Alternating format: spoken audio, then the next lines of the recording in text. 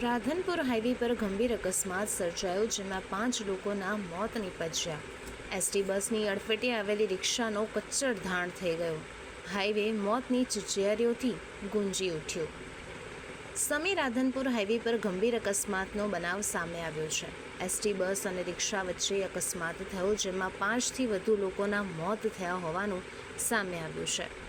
આ અંગે મળતી માહિતી મુજબ હિંમતનગરથી માતાના મઢ જતી બસે રિક્ષાને અડફેટે લીધી હતી, જેથી રિક્ષાનો કચ્ચરધાણ થયો છે, જ્યારે રિક્ષામાં સવાર 6ના પણ મોત થયા છે. સમીના વચરાજ હોટલ નજીક આ અકસ્માત સર્જાયો.